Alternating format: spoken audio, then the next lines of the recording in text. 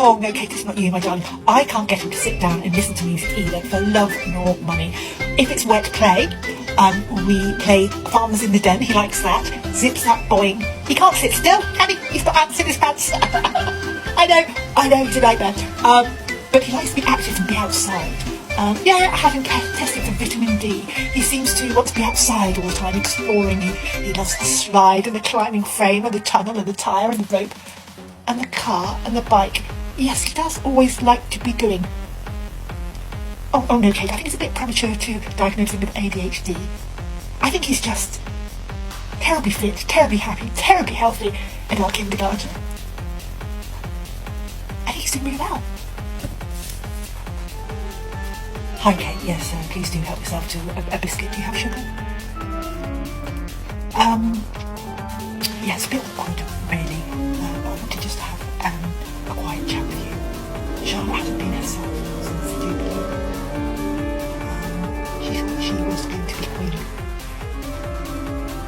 Yeah, she had no idea that George was going to take the throne. She's been researching into it. Look at her Googling kings and abdication. I think she saw herself in quite a powerful, pivotal role. She's very determined. Cheers. Yes, we all have a bit of a laugh with George about the king and the queen and the knight in chess club. He is showing good signs of progress in the world of academia. He finds history fascinating, if a little alarming at times, but we all have a good laugh about the fact he's related to Henry VIII. One thing I have noticed since the Jubilee, he's taking more of a senatorial awareness in himself, rather like Henry VIII. It's very, we did notice he is carrying around a clothes brush in his back pocket, and if he gets any bits of fluff on him, he's very ridiculous about brushing it off. Also, he's carrying around a comb with him.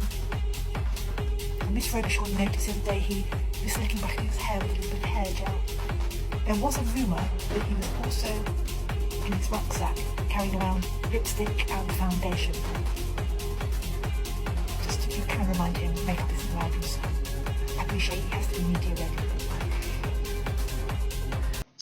Good evening to you. Thank you so much for joining me. It's Miss Fairbanks here. It's good to see so many mums and dads and nannies and au pairs here. Fantastic. Please do stay through the whole of the workshop just to supervise your young person. Many thanks. Now, I recognise many of you from Parents Evening. Many of you might not recognise me this evening because it's been a long week, so I've got every effect and filter on known to man. So, off we go. So we're going to be doing our workshop. Now, I did ask you earlier on this week to all think about what your favourite flower is.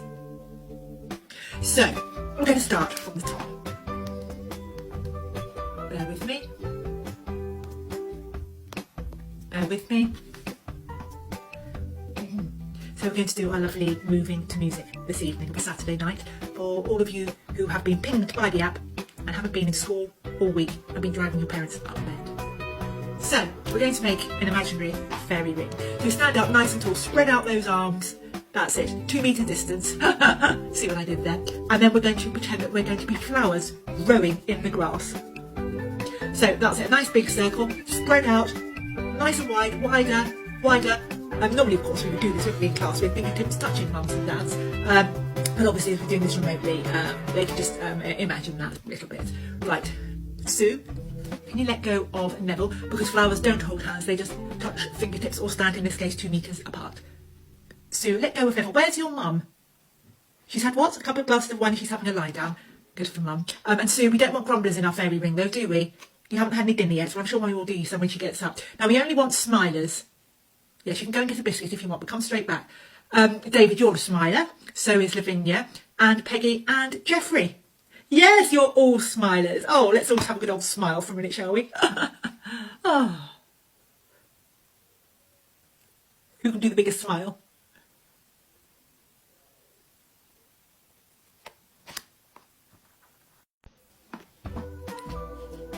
Right, okay, so we've all chosen what flower we're going to be, more or less, haven't we? Okay, now, just a few more of you, and then we'll get on with our dancing. Oh, I say, bouncing isn't dancing, Bieber. Yes, dear, you will feel a bit sick, especially if you've just had your dinner. Just stop bouncing. Mummy, can you get him to stop bouncing? Because he says he feels a bit sick. No, I'm fine, children. It's just the cough, because I was worried that he was going to be sick everywhere. All over his mum's nice rug there. Right.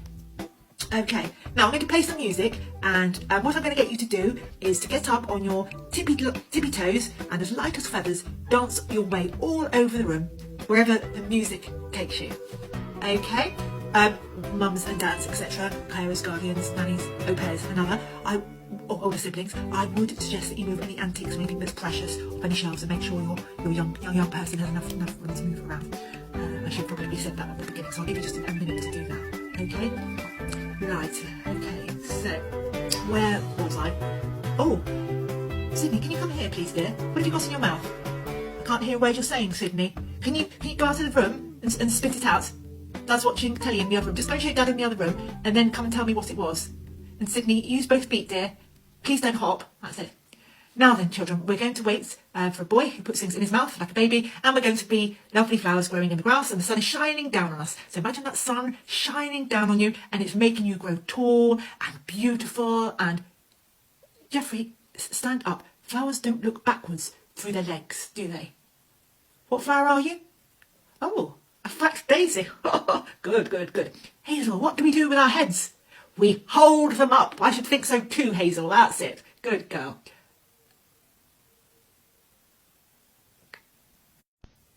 Right, everybody finished having a good old smile? Good, good. I do like to see so many smiley faces. Now, we're going to talk about, we're going to put on our, what are we going to put on our heads? We're going to put on our, with the action, don't forget, thinking caps. Very, very good. What are we going to put on our? Very good. Well done. So, bear with me. Bear with me. So, we're going to think about what we're going to choose to be. So, let's just go through my register I've got here. So, Lavinia, what flower are you? Oh, bluebell. Lovely, lovely, lovely. Good girl. Peggy. A red rose. Oh, that is nice. Neville. A wild rose. Oh, goodness me. Well done, Neville. And Sydney. Sydney, pay attention, dear, and don't pummel your dog. What flower are you going to choose to be? Sorry, Mum, what was that? It's okay, the dog likes it. Okay, fair enough. So, sorry, Sydney, what flower are you going to be, dear? A horse isn't a flower, Sydney. Yes, it is very funny, isn't it, Mum? yes, children. Have a good laugh. That's it.